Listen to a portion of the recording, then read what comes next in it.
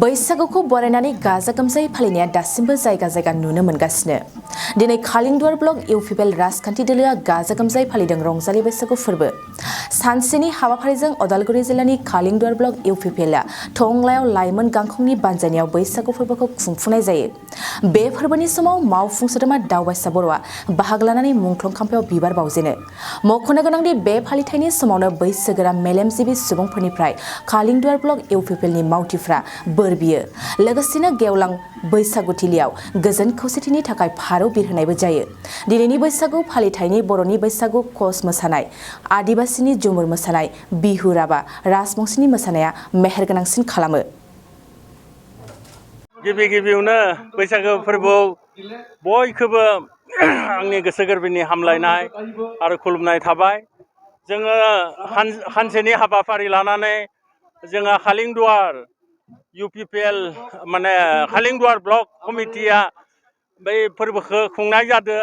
दिनै जोङो जोंनि बे फोरबोआव जोंहा गोबां जोंनि इउपिपिएल हान्जानि सेन्ट्रेल कमिटिनि, डिस्ट्रिक्ट कमिटिनि, ब्लक कमिटिनि, प्राइमारि कमिटिनि, जोंनि बिटिआर सरकारनि चेयारमेन गासैबो बिथांमोना बाहागो लादो। बुंनांगोन जोंनि हारिनि मोनसे बियो गिबि फोरबो आरो बे फोरबोखौ जों खुङालाबासिनो थानो हाया। बे फोरबो फैनायनि लोगो लोगोनो जोंनि माने जन्थु थै मोसानो थाखाय रंजानो थाखाय जोङो लाहार फाहार खालायो। दिनै जोङो खालिंदुवार ब्लक हिसाबै इउपिपिएल हान्जाया खाबु मोनदों। बेनिखायनो दिनै जोङो बयबो रंजा बाजायै बे फोरबोखौ खुंनाय जादों। Thank you. बे फोरबोआ जोंनि बर' हारिनिल' नङा, दिनै आसामाव थानाय गुबुन जोंनि माने गोबां जोंहा माबा दोङो हारिफोरा, बेयाव बयबो हारिफोराबो दिनै रंजायो।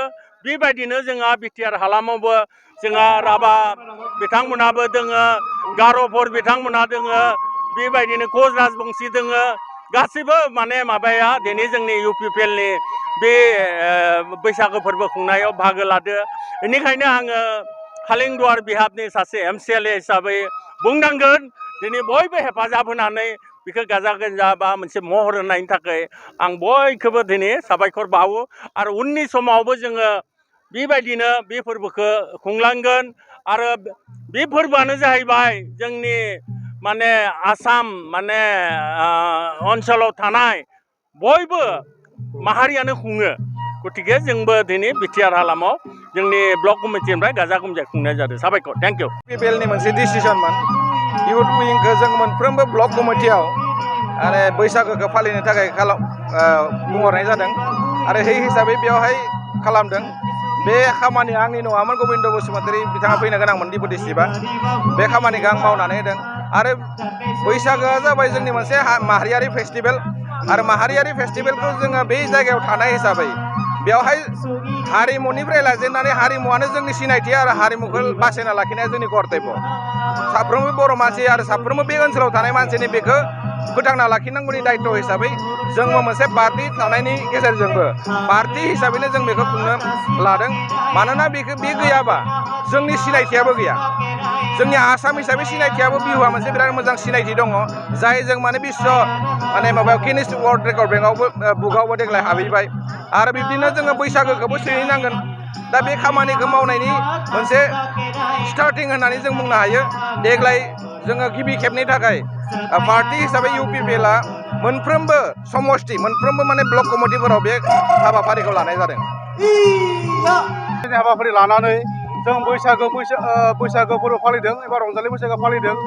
बे फालिनायावहाय जोङो जोबोद गोजोननाय मोन्दों।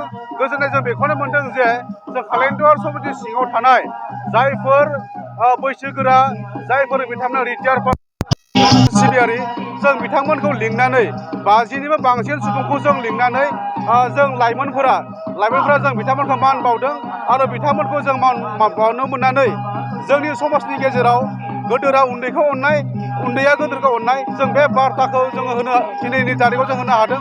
जों बेखौनो दिनै जों जोबोद गोजोननाय मोन्दों। आरो खालिंदुवार इउथ कमिटिनि बानजायनायाव जोङो सानसेनि हाबाफारि लानायनि गेजेरजोंनो जोंनि मोनासिमलागै दिनै जोंनि प्रग्रामा जागोन। जोंहा मोनायावबो कालसार नाइट दङ जों बेबायदिनो सानसेनाफोर लानानै जों गाजा गोमजायै दिनै जों हाबाफारिखौ माने खुंफुंनो जों हादों आरो बे हाबाफारियावहाय जोंनि ओनसोलनि जिखिनि रायजोफोर दङ बा हारि माहारिनि रायजोफोर दङ बेवहाय बर'आनो जा राभायानो जा एसामिसानो जा बेंगलियानो जा बा जोंनि राजबंसि बिदा फंबायानो जा बिथांमोना फैनानै दिनैनि हाबाफारियाव बाहागो लादों आरो जों खोब गोजोननाय मोनदों गोजोननाय मोननाया बेनो जे बिटिआर ओनसोलाव जे गासैबो जाथि जन'गोष्ठिया दिनै जों खौसे रंजानो हादों खौसे जोङो मिनिनो हादों बेनो जोंनि फोरमान जे इउपिपिएल दोला जे सरकार दादों बे सरकार दानायखौ रायजो राजाफ्रा खोब माने गोजोननाय मोनदों आरो बे गोजोननायानो दिनैनि बे माने मोनसे फोरमान बे बै हाबाफारियाव बयबो लोब लोब बाहागो लाफैनायानो बे जोंनि मोनसे सिनायथि बा नेरसोन बैसागुनि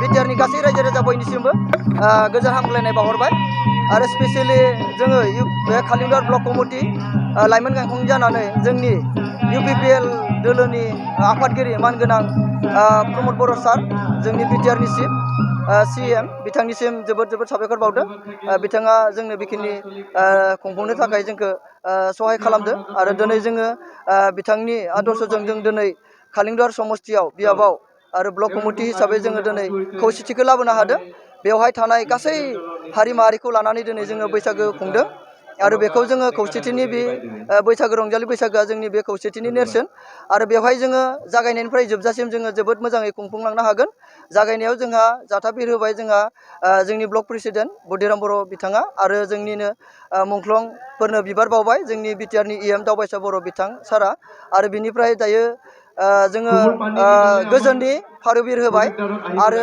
जोंहा बैसोगोरा बिथांमोनखौ जोङो मान बावबाय आफादनि जानानै खुंथाइ आफादनिबो जानानै आरो बेनिफ्राय जोङो दायो गेवलां मेलखौ जों बेखेवबाय जोंनिनो मानगोनां नेरखां खाख्लारि सारा फार्मार सेलनि आफादगिरि आरो बेनिफ्राय जोंहा दायो गाहाय आलासि हिसाबै जोंनि बिटिआरनि EM निलुत सरगियारि सारा फैगोन आरो बेनिफ्राय गोबां जोंहा बेवहाय जोंनि इउपिपिएलनि गेदेमा आलासिफोरा फैगोन आरो बेवहाय लोब लोब रायजो राजा बयबो हारिनि रायजो राजाफ्रा बेवहाय बाहागो लादों बिथांमोनखौ जोबोद जोबोद साबायखर बावदों आरो जोङो हारिमु बिलिफां लादों बेवहाय जोंहा मेथाइ खनगिरि जोङो लिंहरदों हांख्रायदों आरो ओनसोलनिबो जोङो मेथाइ खनगिरि हांख्रायदों आरो जोबोद मोजाङै हारिमु बिलिफाङा जाफुंगोन आरो बयनिसिमबो रंजालि बैसागुनि फिन हामग्लायनाय बावहरनानै एसेयावनो फोजोबबाय गुन गोनां फरायसाफोरनिसिम मोनसे गोनां फोसावथाय गुबुन गुबुन डिप्ल'मा इन्जिनियारिं डिजाइनार आरो PhD डिग्रीफोरनि थाखाय क'क्राझार CITआव